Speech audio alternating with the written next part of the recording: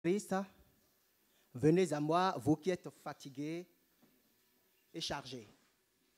Je vous donnerai du repos. Et cette parole, cette promesse est certaine.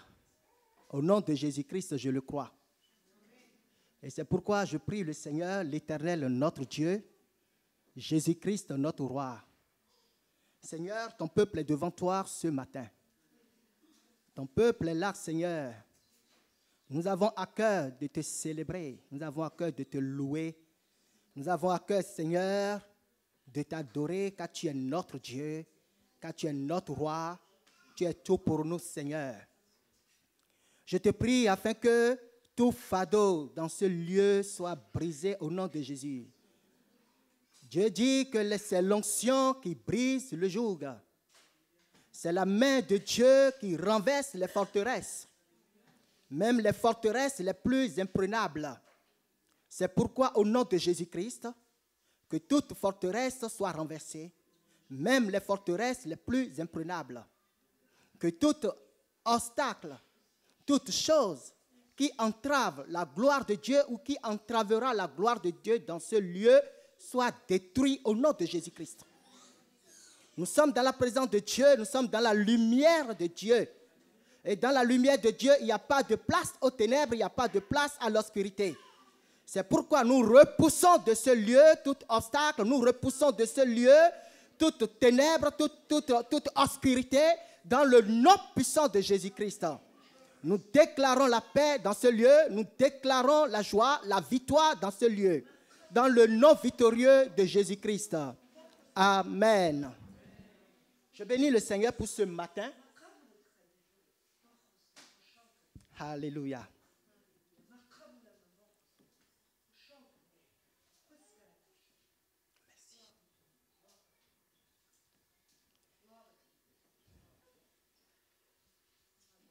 Que toute la gloire soit donnée à Dieu. Le frère Blanchard parlait dimanche dernier d'approbation ou onction. Par la grâce du Saint-Esprit, je veux continuer sur cet même terme. Approbation à la place d'onction, moi j'ai mis vie de faveur. Approbation ou vie de faveur. Comment être agréable à Dieu. Il a traité plusieurs sujets, il a traité plusieurs points. Mais aujourd'hui, je veux traiter l'idolâtrie. Le Seigneur a horreur de ces choses. Alléluia. Le Seigneur a horreur de ces choses.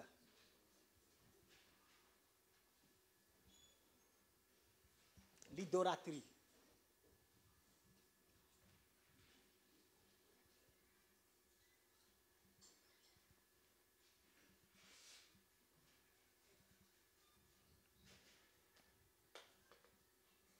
L'approbation. Nous avons tous besoin d'être approuvés de Dieu. L'approbation de Dieu sur la vie d'un chrétien ou d'un croyant entraîne systématiquement et immédiatement les bienfaits du Seigneur dans la vie du croyant. Nous avons besoin d'être approuvés de Dieu pour plusieurs raisons. Soit on est approuvé de Dieu, soit on est rejeté de Dieu. Alléluia. Soit nous sommes agréables à Dieu et nous avons Dieu avec nous, soit il nous rejette et nous sommes loin de sa face. L'approbation de Dieu pour nous apporte beaucoup de bienfaits, beaucoup de bénédictions. Nous sommes approuvés de Dieu et Dieu nous équipe. Nous sommes approuvés de Dieu et Dieu nous équipe. Et il nous accorde son onction. Nous voyons cela dans le psaume 89, verset 21. La parole de Dieu dit, j'ai trouvé David, mon serviteur, et je l'ai oint de mon huile sainte. J'ai trouvé David, mon serviteur, j'ai approuvé David, mon serviteur, et je lui ai donné mon onction pour être le roi de mon peuple. Donc nous avons besoin d'être approuvés pour être équipés de Dieu, pour avoir l'onction de Dieu, pour vivre la grâce de Dieu, pour être pertinent dans ce monde, pour être efficace et précis. En gros, avoir le sceau de Dieu, la main de Dieu sur tout ce que nous faisons. L'approbation de Dieu nous apporte la couverture de Dieu. Alléluia. Et il nous permet d'avoir des percées, de persévérer, d'avoir des victoires et de repousser toute attaque de l'ennemi.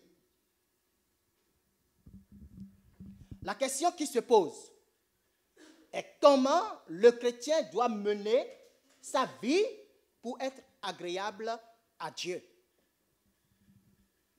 Comment nous devons mener nos vies pour être agréables à Dieu.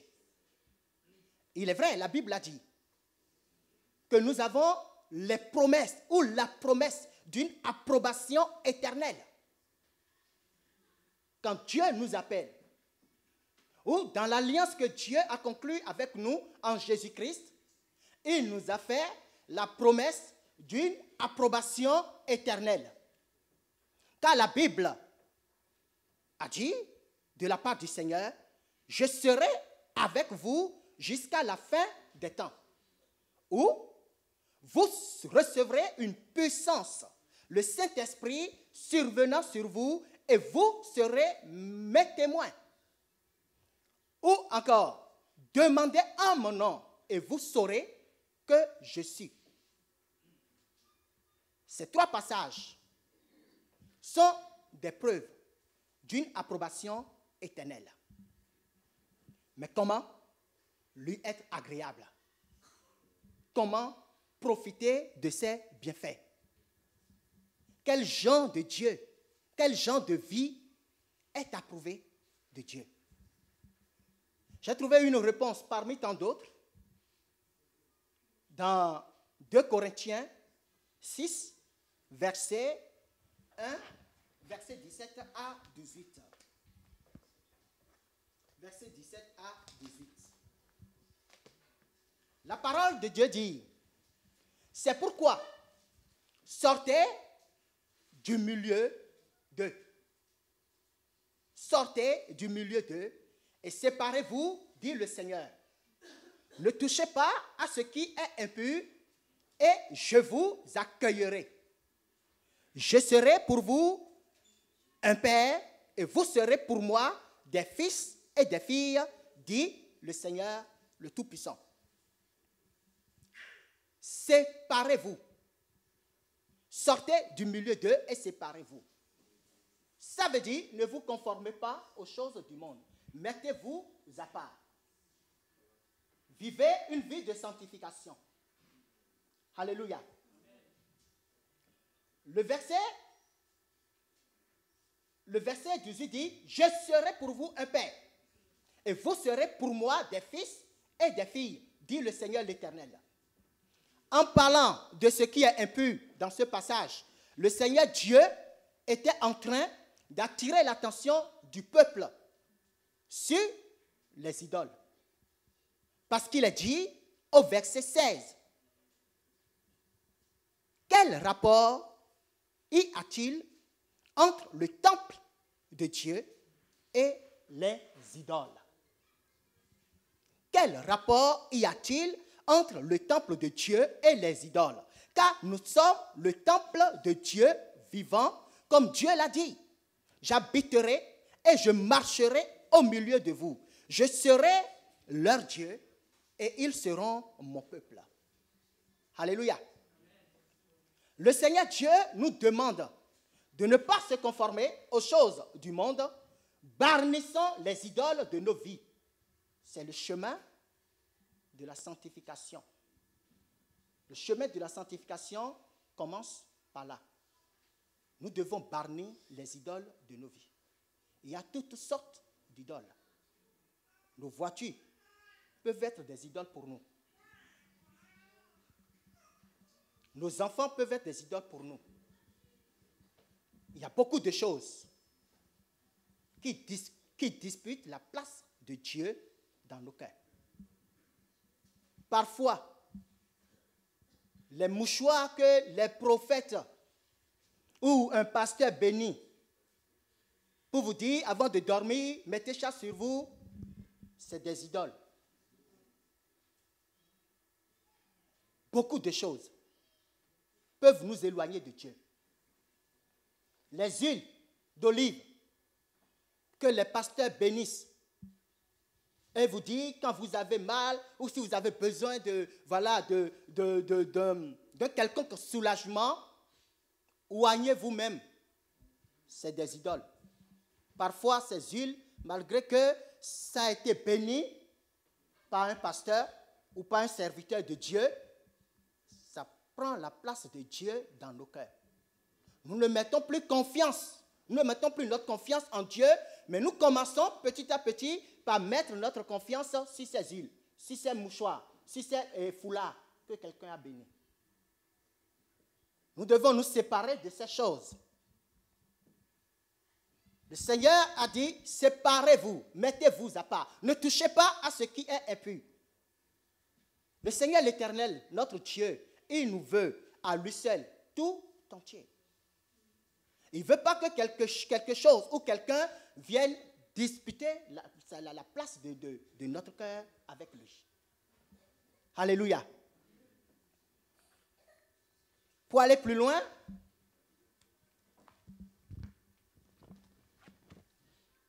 les petits dieux, comme moi je les appelle, les idoles, ou les substituts de Dieu, sont des pierres d'achoppement.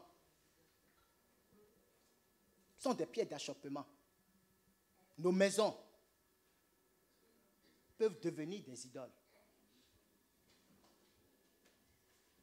Quelque chose que nous avons acheté avec notre propre argent peut causer notre perte si nous ne faisons pas attention à ces choses.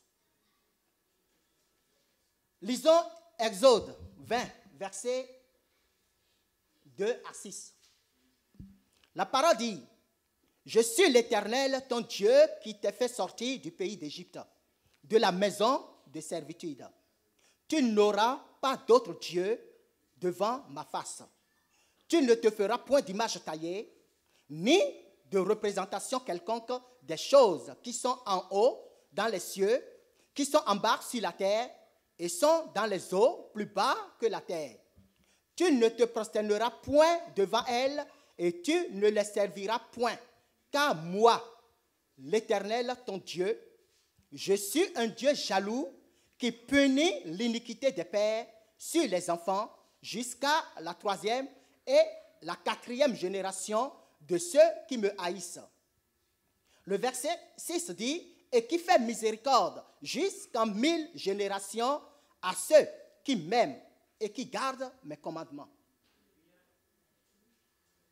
En s'exprimant ainsi, Dieu nous dit, j'ai horreur des idoles. J'ai horreur des idoles. Les idoles m'inspirent un sentiment extrêmement défavorable. Alléluia. Un sentiment extrêmement défavorable. Et c'est pourquoi le Seigneur est allé jusqu'à dire, ceux qui s'adonnent à de telles pratiques, ils me haïssent. Le Seigneur dit, celui qui pratique l'idolâtrie, celui-là me hait. Alléluia. Donc, si nous pratiquons l'idolâtrie, ça veut dire que nous haïssons Dieu et Dieu ne nous sera jamais favorable. C'est pourquoi à un moment donné de l'histoire d'Israël, Dieu a été très, très défavorable en leur faveur. Parce qu'ils étaient tombés dans l'idolâtrie. Ils ont oublié qui est Dieu. Ils ont oublié celui-là qui les avait fait sortir de l'Égypte. Alléluia. Il dit, je punis ces personnes jusqu'à la 3e et à la 4e génération. La Bible nous enseigne qu'un jour, Jacob avait un souci. Alléluia. Que Jacob avait de très graves ennuis suite à l'infamie qu'avait commis Sichem en déshonorant Dina, la fille de Jacob. Alors les fils de Jacob, Siméon et Lévi, se sont fait justice eux-mêmes et ont mis en danger toute la famille de Jacob. Jacob était en panique à l'époque. Dans sa faiblesse, ne sachant plus quoi faire, cria à Dieu. Et Genèse 35, verset 1 à 7 dit, Dieu dit à Jacob, lève-toi, monte à Bethel et demeure-y. Là, tu dresseras un autel au Dieu qui t'a apparu lorsque tu fuyais Ésaü, ton frère. Jacob, selon les instructions, verset 2, Jacob, selon les instructions qu'il a reçues de Dieu, dit à sa maison et à tous ceux qui étaient avec lui, ôtez les dieux étrangers qui sont au milieu de vous. Ôtez les dieux étrangers. Débarrassez-vous des dieux étrangers qui sont au milieu de vous. Débarrassez-vous de tout ce qui peut être un obstacle à la protection de Dieu en notre faveur. Il dit, purifiez-vous et changez vos vêtements. Nous nous lèverons, le verset 3, et nous monterons à Bethel. Là, je dresserai un autel au Dieu qui m'a exaucé dans le jour de ma détresse et qui a été avec moi pendant le voyage que j'ai fait. Le verset 4 dit, il donnait à Jacob, les enfants de Jacob lui donnaient tous les dieux étrangers, tous les idoles qui étaient entre leurs mains et les anneaux qui étaient à leurs oreilles. Jacob les enfouit sous le térébinthe qui était près de Sichem. C'était une condition que Dieu avait donnée à Jacob. Dites à tes enfants, si tu veux ma faveur, si tu veux que je te délivre, dites à tes enfants de se débarrasser de tous les idoles qu'ils avaient. Et Jacob a obéi. Il a ordonné à ses enfants de se débarrasser de tous les idoles, les dieux étrangers, tout ce qui peut disputer la gloire de Dieu dans la famille de Jacob. Le verset 6 dit, Jacob arriva, lui et tous ceux qui étaient avec lui, à Luz, qui est Bethel, dans le pays de Canaan. Le verset 7 dit, il bâtit là un autel et il appela ce lieu El Bethel, qui signifie Dieu de Bethel. Car c'est là que Dieu s'était révélé à lui lorsqu'il fuyait son frère. À Bethel, Jacob dressa un autel à Dieu. La présence de l'autel de Dieu à Bethel fait de Bethel le lieu de rencontre avec Dieu, ou la présence de Dieu. Bethel, par la présence de Dieu, devient pour Jacob un abri, un refuge, une citadelle et une forteresse la plus imprenable qu'il soit, où aucun mal ne l'atteindra, lui et sa famille. Alléluia.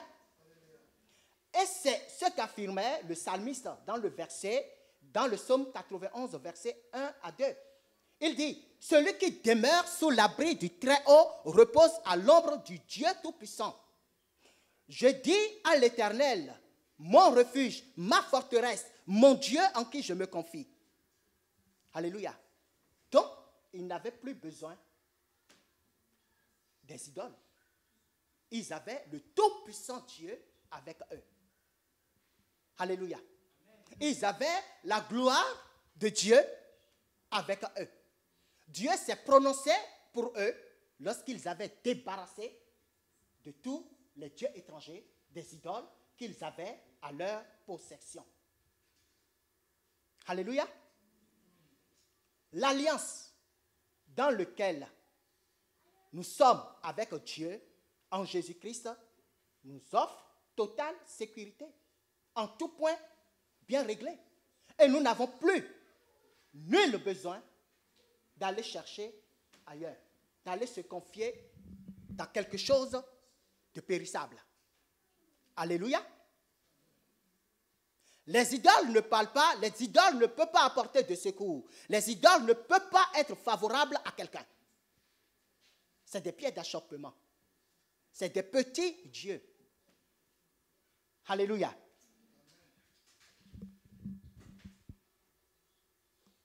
La parole dit, il est nécessaire pour nous de remarquer la condition que Dieu a imposée à Jacob avant d'intervenir dans sa vie. Avant que Dieu intervienne dans la vie de Jacob, il dit, débarrasse-toi, ôtez les dieux étrangers qui sont au milieu de vous. Purifiez-vous et changez de vêtements. Que veut dire cette phrase? Ôtez les dieux étrangers qui sont au milieu de vous. Purifiez-vous et changez vos vêtements. Ôtez les dieux étrangers qui sont au milieu de vous. Alléluia.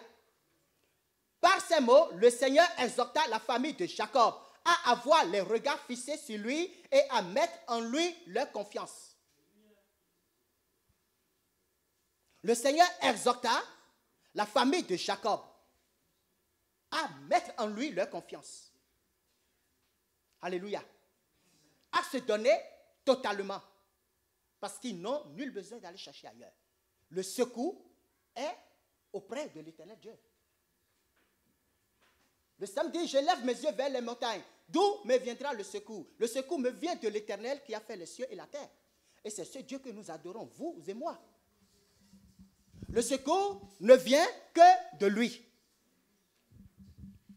Il dit, purifiez-vous. Jacob dit à ses enfants, purifiez-vous. Purifiez-vous, c'est vivre en état de grâce.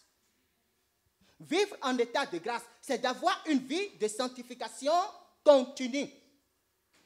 Car sans la sanctification, personne ne verra Dieu. Sans la sanctification, personne ne verra Dieu. C'est pourquoi l'Église doit montrer le chemin de la sanctification pour être approuvée de Dieu. C'est un commandement moral et impératif pour nous tous. Chercher le chemin de la sanctification. Vivre une sanctification continue. Ça fait que nous sommes approuvés de Dieu. Jacob dit à ses enfants, changez de vêtements.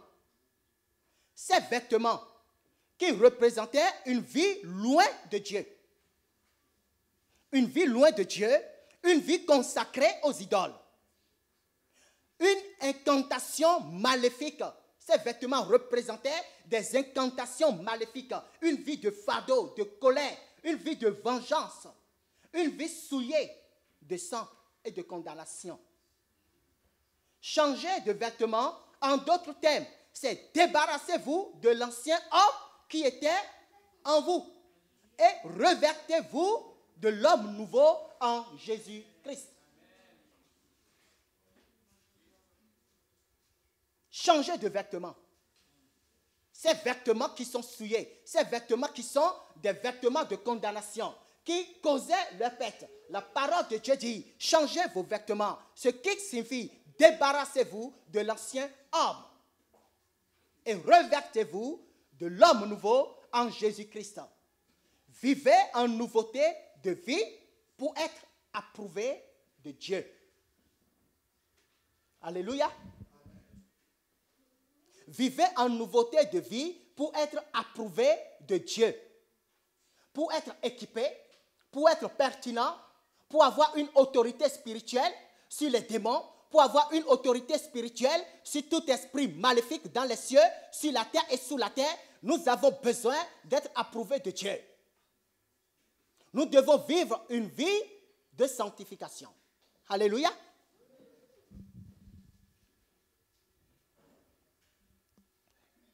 Ésaïe 42, verset 8 dit, « Je suis l'Éternel, là, c'est mon nom. Je suis l'Éternel, c'est là mon nom. Et je ne donnerai pas ma gloire à un autre, ni mon honneur aux idoles. »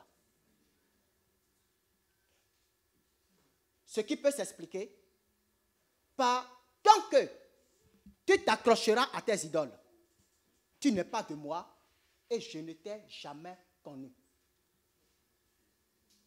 Parce que Dieu refuse de donner sa gloire à d'autres, de donner son honneur aux idoles. Tant que nous porterons nos idoles sur nos vies, Dieu ne nous connaît pas. Il ne nous a jamais connus. Il n'interviendra pas, il ne nous sera jamais favorable. Parce que Dieu nous veut pour lui tout seul. Alléluia. Pour lui tout seul. Il dit, tant que tu pratiqueras l'idolâtrie, tu n'es pas à moi. Et je ne t'ai jamais connu. Il est écrit dans Ézéchiel 14, verset 3. Ces gens-là portent leur idole dans le cœur. Et ils attachent leur regard sur ce qui les a fait tomber dans l'iniquité. Me laisserai-je consulter par eux? Non. La pratique de l'idolâtrie fait que quand l'Éternel Dieu nous regarde, il nous voit ou il voit des êtres répugnants. Alléluia. L'idolâtrie, ceux qui pratiquent l'idolâtrie, quand Dieu les voit, Dieu voit des êtres répugnants. Excusez-moi le terme. Et nos prières deviennent une malédiction pour nous-mêmes. Voilà pourquoi l'Éternel, notre Dieu, détourne de nous ses regards. Et nos prières ne sont jamais exaucées. Parce que Dieu ne se trouve pas là où nous sommes avec nos idoles. Alléluia. Dieu ne partage pas sa gloire avec les idoles. L'apôtre Jean dit, petits enfants, gardez-vous des idoles. Petits enfants, gardez-vous des idoles. 1 Jean 5, versets 19 à 21. Le verset 19 dit, nous savons que nous sommes de Dieu et que le monde entier est sous la puissance du malin. Le verset 20 dit, nous savons aussi que le Fils de Dieu est venu et qu'il nous a donné l'intelligence pour connaître le véritable. Et nous sommes dans le véritable en son Fils Jésus-Christ. Ces choses que vous voyez, ce n'est pas des véritables, c'est des vanités. C'est des choses qui disparaîtront. Ces choses ne donnent pas la vie, mais Dieu est la source de la vie. Alléluia. Dieu est la source de la vie et il est notre ressource de toutes les choses dont nous avons besoin. Ces amulettes ne donnent pas la vie, ça ne sauve pas. Alléluia. Il dit au verset 21, c'est lui qui est le Dieu véritable et la vie éternelle. Petits enfants, gardez-vous des idoles. Qui ou quoi lutte actuellement avec Dieu pour gagner la loyauté de nos cœurs? Alléluia. Qu'est-ce qui lutte avec Dieu maintenant tout de suite pour gagner la loyauté de nos cœurs?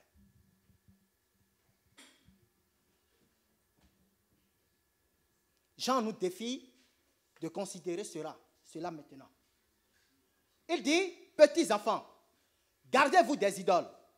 Ou encore, mes chers enfants, gardez-vous de tout ce qui peut prendre la place de Dieu dans vos cœurs. Ou gardez-vous de tout objet de fausse dévotion. De tout objet de fausse dévotion. Les eaux bénites qu'un pasteur a bénies, vous devez les jeter. Alléluia. Dieu vous a donné la force aussi de bénir à l'instant précis l'eau et l'utiliser. Mais il ne faut pas que ça soit dans une bouteille dans la chambre et chaque fois que vous avez besoin, quand quelque chose se passe, au lieu de se tourner vers Dieu, vous courez, vous tournez vers la bouteille d'eau bénite. Vous prenez la place de... Cette bouteille prend la place de Dieu. Les foulards que quelqu'un a bénis, vous devez les jeter. Parce que, au besoin, vous courez, au lieu d'invoquer le Seigneur, vous courez, vous cherchez ces foulards. Vous devez les jeter. Ce n'est pas les foulards qui vous sauvent. À l'instant précis, si vous avez vraiment besoin, vous pouvez bénir ces foulards.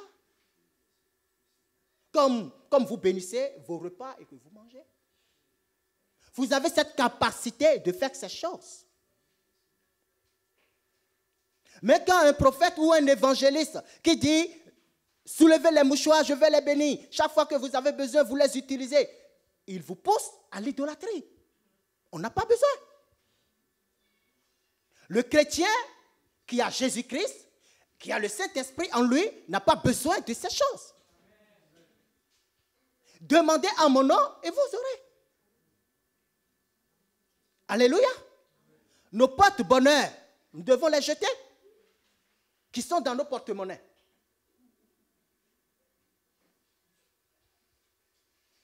On ne sort pas sans nos porte-bonheur. On ne va pas aux entretiens sans nos porte-bonheur. Et qu'est-ce que Jésus est dans nos vies alors? Si nous pratiquons ces choses. Nos mots magiques que nous prononçons avant de sortir, nous devons les oublier. Parce que ça n'honore pas Dieu. Avant de sortir, tu peux invoquer le nom de Jésus-Christ. Seigneur, je te prie, prends le devant, ouvre le chemin, précède-moi dans tous les endroits que mes pieds vont fouler. C'est ce que l'Éternel veut pour vous. Alléluia.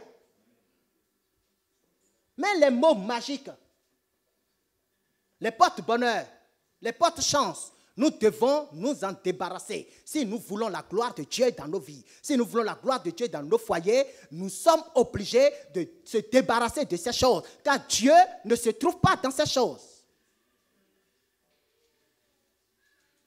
Le Seigneur ne se trouve pas dans ces choses.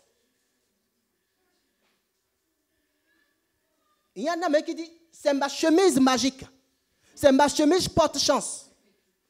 Ah, cette robe, quand je la porte, partout je vais, tout marche. Ce n'est pas sérieux. Et qu'est-ce que nous faisons de Jésus-Christ en pratiquant ces choses? Nous devons nous en débarrasser. C'est nécessaire. C'est un commandement moral. C'est impératif pour vous et pour moi. Alléluia. Regardons dans nos porte-monnaies. Débarrassons-nous de ces choses. Les images que nous avons chez nous, nous devons nous en débarrasser. Au nom de Jésus-Christ. Alléluia.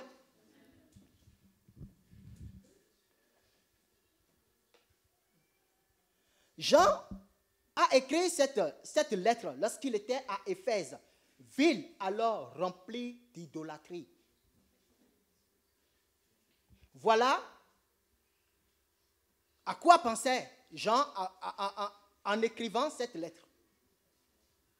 Il pensait sans doute à l'immoralité qui avait son siège dans le temple de la divinité Diane. La divinité Diane.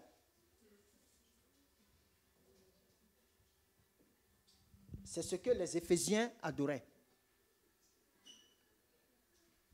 Et c'est ce qui a frappé la conscience de Jean.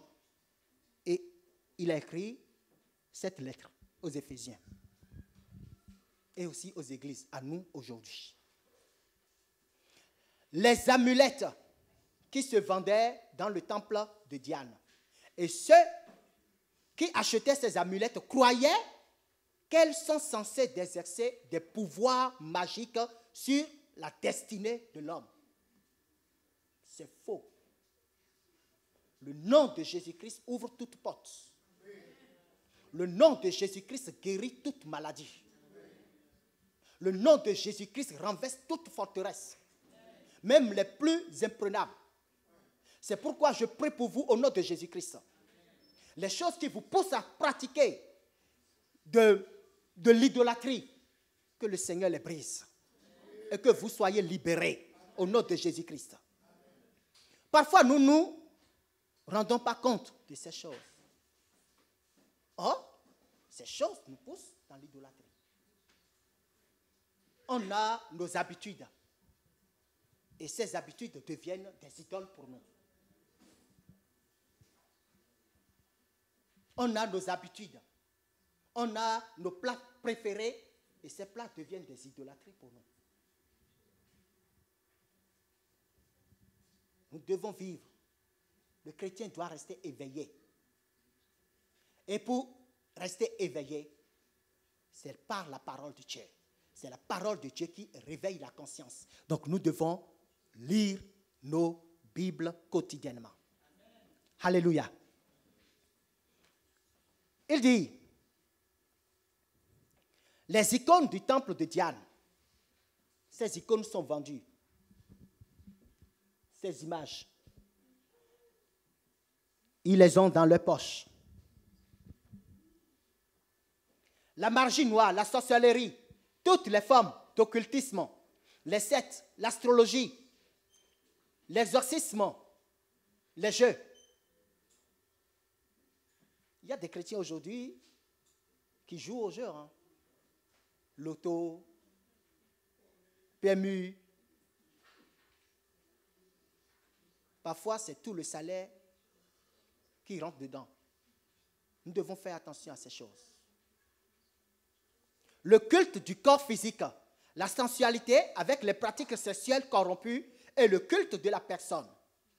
De fausses religions, la sécurité politique et économique sont des idoles bien tentantes. Alléluia. Parfois, on se sent en danger et on court vers quelque chose de vain. Quelque chose qui ne pourra jamais nous apporter du secours.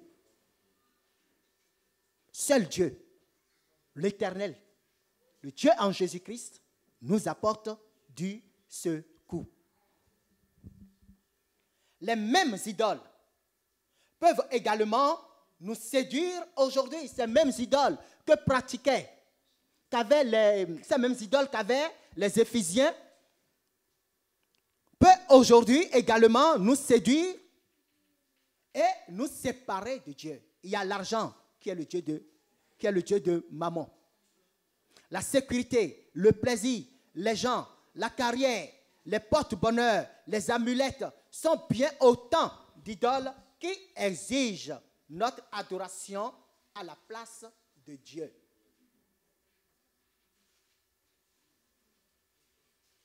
Notre idole peut être tout ce qui menace d'occuper le trône de notre cœur. Tout ce qui menace d'occuper le trône de notre cœur. Notre travail, Alléluia. On n'a pas le temps pour Dieu. On court derrière le travail. Mais qui nous a donné ce travail? Ce n'est pas le Seigneur. Mais nous courons derrière le travail et nous oublions Dieu. Ah, c'est mon travail qui me donne tout. Ah, ce n'est pas mon travail que voilà, je paie mon loyer, je fais ci, je fais ça, je fais ça. Mais tout ce que nous citons, en croyant que c'est notre travail qui nous les donne, mais d'autres, ils travaillent, mais ils n'ont pas ces choses. D'autres travaillent et peut-être qu'ils gagnent mieux que nous, mais ils n'ont pas ces choses. C'est pourquoi la parole dit que tout est grâce. Alléluia. Tout est grâce. Nous devons nous libérer, ou nous devons libérer du temps pour Dieu. Et quand nous allons commencer par faire ces choses, nous allons voir que notre travail va prospérer. Alléluia.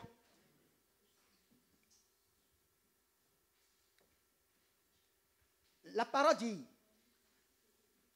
notre idole peut être tout ce qui menace d'occuper le trône de notre cœur. Les substituts de Dieu peuvent absorber une grande partie de notre temps et de notre argent. Une grande partie de notre temps et de notre argent. Et aussi de notre énergie. Tellement nous fournissons d'efforts, tellement nous fournissons d'énergie dans nos travails, que le jour du Seigneur, on est fatigué, on vient fatigué à l'église. On n'a même plus la force de louer Dieu. À cause du travail, les réunions de prière ou les réunions, les activités de l'église sont désertées.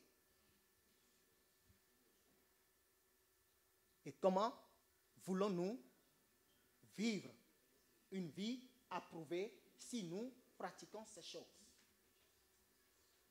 Alléluia. Comment nous pouvons être la tête si nous pratiquons ces choses?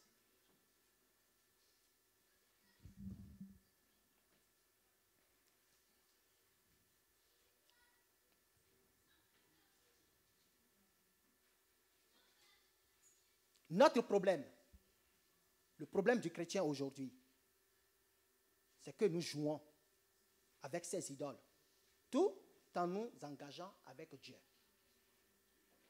Nous jouons avec ces idoles tout en nous engageant avec Dieu. Parce que l'être humain a une capacité étonnante de combiner plusieurs doctrines, initialement incompatibles. Et nous nous servons de Christ pour garder nos idoles.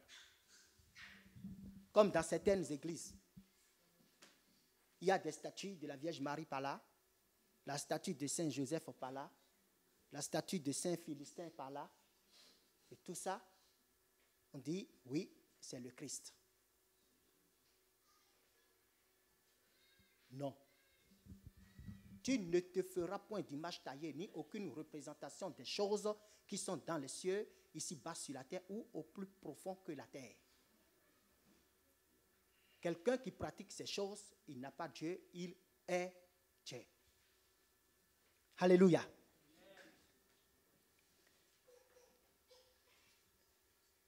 La parole dit, nous établissons nos priorités concernant nos buts, notre image, notre famille, nos projets d'avenir, puis nous nous tournons vers Christ et lui demandons non seulement de bénir, mais également de nous aider à les accomplir.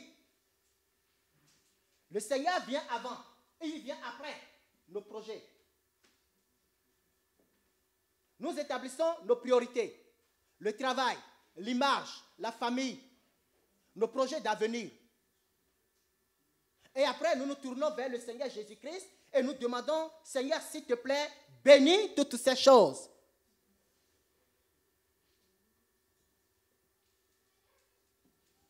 Nous ne devons pas agir ainsi. C'est l'idolâtrie et le Seigneur n'approuve pas ces choses. Dieu avant tout. le Seigneur Jésus avant tout. C'est lui avant. Et après, les autres arrivent. Parce que c'est lui qui va nous donner les autres. Ne vous inquiétez pas du lendemain, car le lendemain s'inquiétera de lui-même, a déclaré le Seigneur. Chaque jour suffit sa peine. Ces paroles, nous devons les ruminer chaque jour pour éviter les pièges de l'idolâtrie. Ne vous inquiétez pas du lendemain. Les projets d'avenir, nous n'avons pas à nous inquiéter. Si nous nous accrochons à Jésus-Christ, tous les autres viendront. Le reste viendra parce que c'est lui qui pourvoit à nos besoins. Si nous gardons nos travails, c'est Jésus qui nous garde ce travail. Il y a des gens qui perdent le travail tous les jours. Mais si nous sommes encore là depuis 10 ans, depuis 5 ans, ou depuis 20 ans, c'est la grâce de Dieu. Donc, ce travail ne doit pas passer avant le Seigneur Jésus-Christ. C'est le Seigneur Jésus avant et après le travail. Alléluia.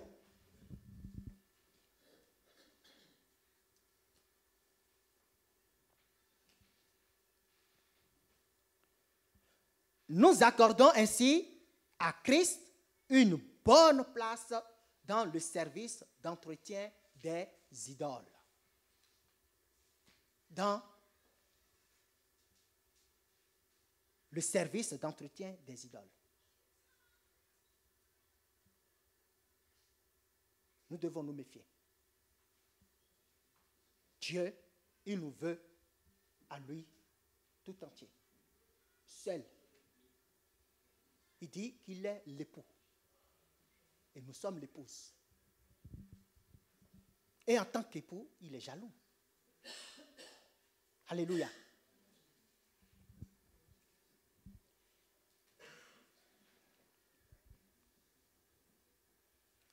Nous devons vouloir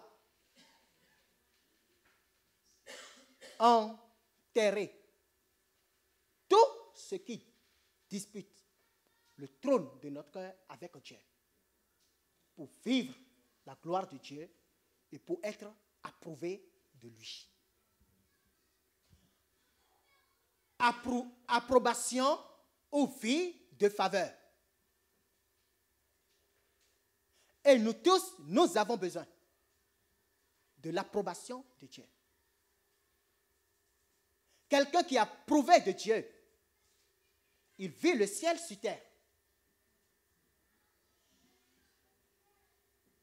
Ses rêves deviennent une réalité. Parce que quand il crie, le Seigneur l'entend. Et il vient à son secours. Alléluia.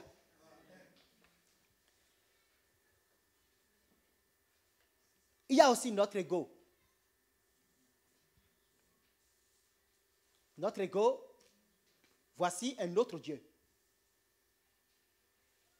Nous devons vouloir enterrer notre ego parce qu'il fait partie de notre ancien homme. La Bible dit que l'humilité précède la gloire, mais l'orgueil précède la chute. L'ego, nous devons abandonner notre ego. Il est possible de croire en Jésus-Christ, et c'est ce qui arrive souvent. Nous croyons en Jésus-Christ tout en gardant notre ego sur le trône de notre cœur. L'ego est encore le petit Dieu le plus dangereux dont nous devons nous méfier. Le petit Dieu le plus dangereux dont nous devons nous méfier. Nous prétendons être des chrétiens. Nous fréquentons une église, prions, sans laisser Dieu diriger notre vie. Parce que notre ego prend toute la place. Moi ci, moi là, moi pas là. Ah oui, c'est moi qui devais être là. Ah oui, c'est moi qui devais être là. Ça empêche le Seigneur d'agir dans nos vies.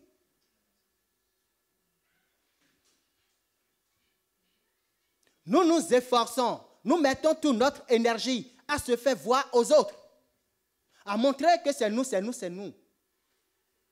Et nous n'avons plus le temps de laisser Dieu nous transformer. Alléluia. Nous devons veiller à ces choses. Nous sommes peut-être les premiers à reconnaître que nous avons besoin du Seigneur Jésus-Christ. Mais c'est pour mieux accomplir nos plans et destins prédéterminés. Christ est dans notre vie et souvent, oui, dans notre esprit, mais il ne règne pas dans notre cœur. Il ne règne pas dans notre cœur. Dieu veut notre cœur tout entier. Il est capable, il est tout suffisant. Tout ce dont nous avons besoin, il est capable de nous les donner. Il est un grand Dieu. Il est un Dieu tout-puissant. Alléluia. Il est un Dieu tout-puissant. En priant, nous nous efforçons de faire marcher le Seigneur au rythme exigeant de notre propre volonté, car nous sommes encore le chef de nos vies.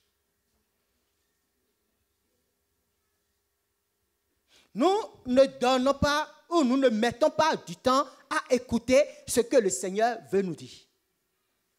Nous mettons nos besoins directement devant Dieu. Seigneur, s'il te plaît, tu as vu ça, j'ai besoin de ça, j'ai besoin de ça, j'ai besoin de ça, ça ne va plus dans mon travail, ça ne va plus ça. On finit nos prières, on se lève et on s'en va. Oh Dieu, le Seigneur veut. Il veut passer du temps avec nous. Nous voulons parler à Dieu, lui aussi il a quelque chose à nous dire. C'est pourquoi avant ou après la prière, nous devons rester entendre ce que le Seigneur veut nous dire. Le Seigneur parle à chacun de nous. Le Seigneur nous a créés en sorte que nous sommes capables d'entendre sa voix quand il veut nous parler. La parole dit que l'Éternel parle au cœur des hommes. Donc chacun de nous, nous sommes capables. Ce n'est pas un don qui est réservé seulement à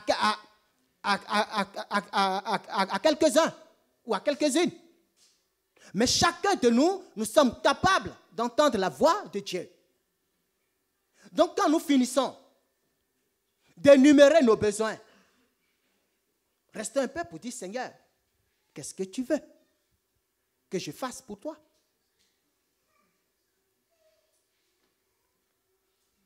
Samuel, il dit, Seigneur, parle, car ton serviteur écoute.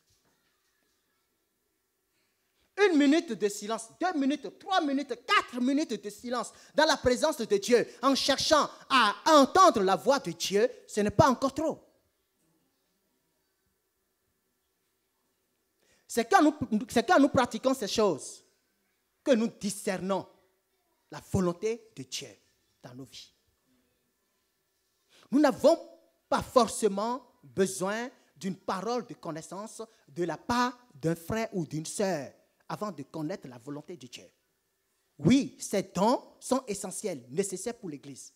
Mais dans nos moments personnels de culte, le Seigneur est là et il veut aussi nous parler. Il veut aussi nous faire connaître sa volonté. Nous nous mettons à genoux, nous prions, et quand nous finissons, nous partons. Sans écouter ce que le Seigneur a à nous dire. Alléluia. La parabole des mauvais vignerons que Jésus a racontée nous aide à comprendre ce qu'est notre idole la plus dangereuse. Il est écrit que le propriétaire de la vigne la loua avec des magnifiques grappes. Ses pressoirs, ses cuves qu'entourait une haie de protection et une tour. Le seul travail que les vignerons avaient à faire constituait à profiter de la vigne et de ses fruits. Et tous les 5 ans, à payer au propriétaire l'équivalent du tiers du fruit de la vigne. Et c'est là que le problème arrive. Eux, ils ne veulent rien donner au propriétaire. La parole dit, les vignerons égoïstes et déterminés commençaient à penser et à agir comme s'ils étaient eux-mêmes les propriétaires de la vigne. Ils l'avaient entretenue et rendue fertile, ils l'avaient émondée et avaient soigneusement récolté les grappes. La vigne nous appartient, disait-il. Quel droit le propriétaire peut-il encore exercer sur le fruit de la vigne? Il disait, c'est grâce à notre travail laborieux que la vigne s'est développée. Et lorsque la délégation des serviteurs se présenta auprès d'eux, ils les lapidèrent et les chassèrent de la vigne. Lorsque le fils propriétaire se présenta, ils le tuèrent, pensant pouvoir ainsi se rendre définitivement maître de l'héritage. C'est ce que l'égoïsme peut provoquer. L'égoïsme peut nous pousser à chercher, à envier le poste de notre collègue et mettre tout en œuvre pour l'inverser. Alléluia. L'orgueil peut nous pousser à faire des choses horribles que Dieu n'approuvera jamais.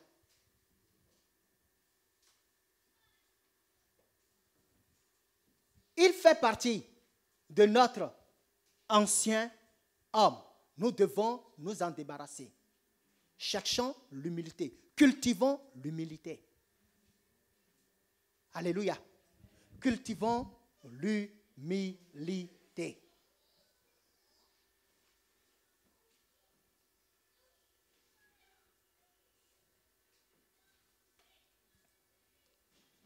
Une vie approuvée.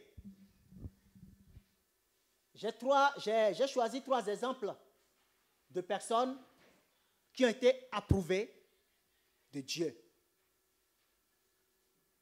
Nous allons visualiser la vie de ces personnes. Il y a Abraham, Isaac et Jacob. Acte 7, verset 32. La parole dit, je suis le Dieu d'Abraham, le Dieu d'Isaac et de Jacob. Et Moïse, tout tremblant, n'osait regarder Dieu. Dieu n'a pas honte de dire qu'il est le Dieu d'Abraham, d'Isaac et de Jacob. Est-ce que Dieu n'a pas honte de nous quand il nous regarde? Est-ce que le Seigneur peut dire, je suis le Dieu de telle personne, comme il a fait à Abraham, à Isaac et à Jacob? C'est parce que ces personnes ont vécu avec la mentalité de Dieu, avec la crainte de Dieu dans le cœur. C'est des gens qui se sont soumis aux exigences de Dieu. Et Dieu a approuvé leur vie. Alléluia. J'ai David, dans Psaume 89, versets 20, 21, 24 et 25. Le verset 20 déclare, « J'ai trouvé David, mon serviteur, je l'ai oint de mon huile sainte. » Le verset 21, « Ma main le soutiendra et mon bras le fortifiera. » Le verset 24, « J'écraserai devant lui ses adversaires et je frapperai ceux qui le haïssent. » Le verset 25, « Ma fidélité et ma bonté seront avec lui et sa force s'élèvera par mon nom. » Bah, je rêve ça. Alléluia. Voilà les bienfaits de Dieu pour des hommes approuvés de lui. Pour des hommes approuvés de lui. Il y a Zachée, dans Luc 19, verset 2 et verset 9. La parole de Dieu dit, « Et voici un homme riche appelé Zachée, chef des publicains, cherchait à voir qui était Jésus. » Et le verset 9 dit, « Jésus lui dit, le salut est entré aujourd'hui dans cette maison parce que celui-ci est aussi un fils d'Abraham. » Pourquoi Zachée est devenu soudain un fils d'Abraham? Parce qu'il a exercé la foi d'Abraham. Et parce qu'il a exercé la foi d'Abraham, il a été approuvé par Dieu en Jésus-Christ. Alléluia. Il dit que Zachée a cherché à voir qui est Jésus. Il a cherché à connaître qui est Jésus. Est-ce que nous, aujourd'hui, nous manifestons ce désir de connaître qui est Jésus-Christ? Est-ce que nous manifestons le désir de connaître qui est Jésus-Christ? Non. C'est quand nous manifestons ce désir de connaître qui est Jésus-Christ. Ça active la foi en nous. Et ça déclenche la révélation de Dieu. Et Dieu approuve nos vies. C'est ce qu'a fait Zachée, un publicain. Un publicain qui n'est pas accepté par les Israélites. Parce qu'ils disaient que c'est des traîtres.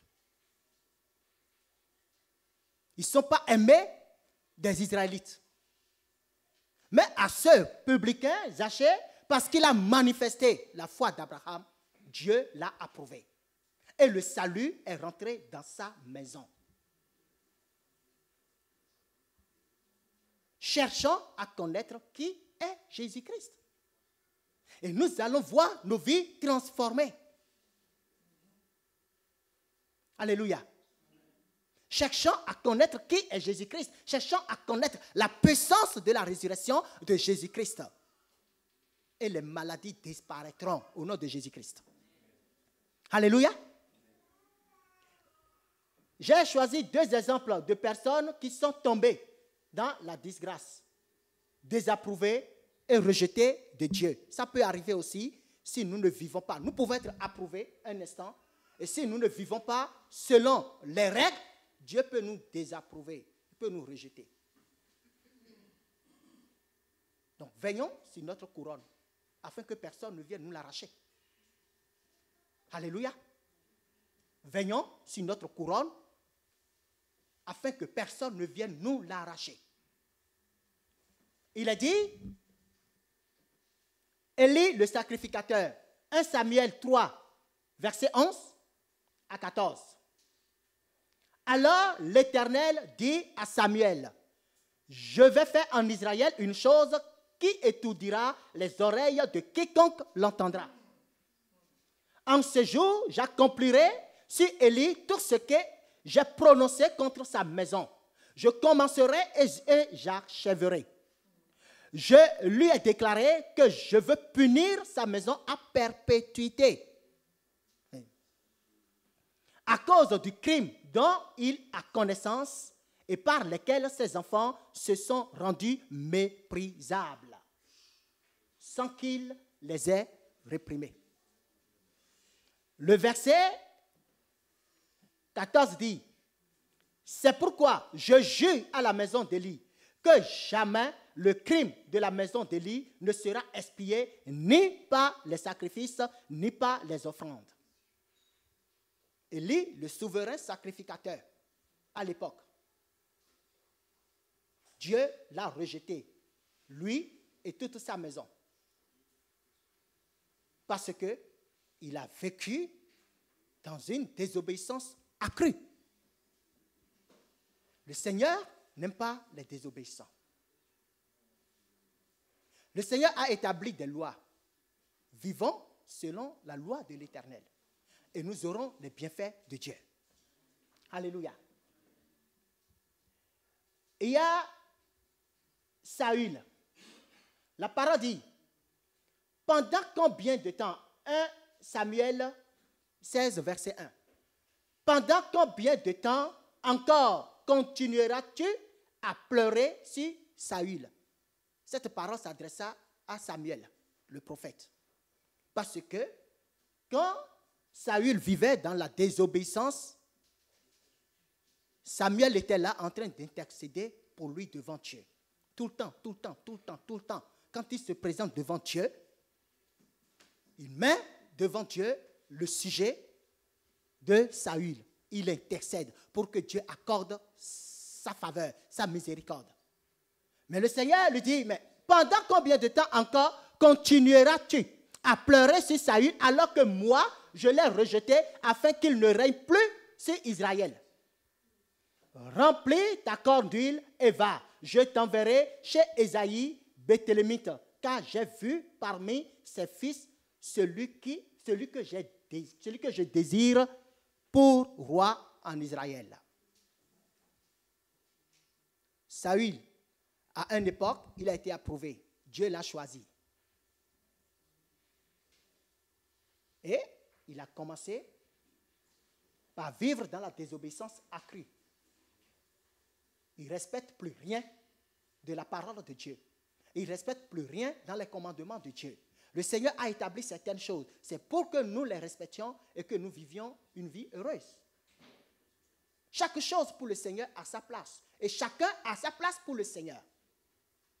Mais quand nous commençons par mélanger les choses, le Seigneur ne nous approuve pas. Et c'est ce qui s'est passé avec Saül. Le Seigneur l'a rejeté. Faisons attention. Je vous exhorte à vivre une vie de sanctification. Et c'est la parole de Dieu qui nous donne la clé de vivre une vie sanctifiée, une vie approuvée de Dieu, une vie de faveur. Alléluia. Nous crions Jésus-Christ est Seigneur. Or, dans nos cœurs, il n'est pas notre Seigneur. Il est seulement un invité. Un invité.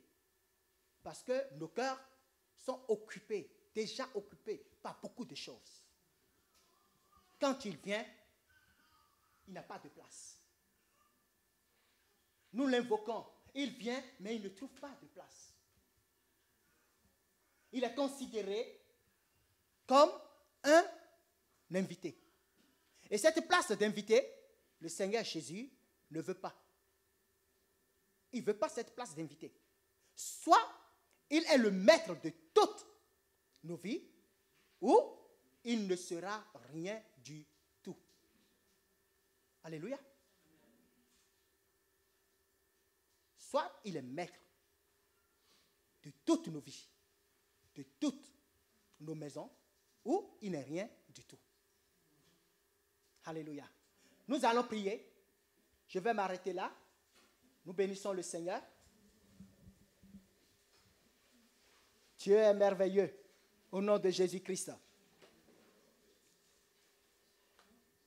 Seigneur Dieu, nous te disons merci. Merci pour ta parole. Merci pour ton autorité. Tu es le Dieu suprême, tu es le Dieu grand, tu es le Dieu merveilleux et tu es le Dieu formidable.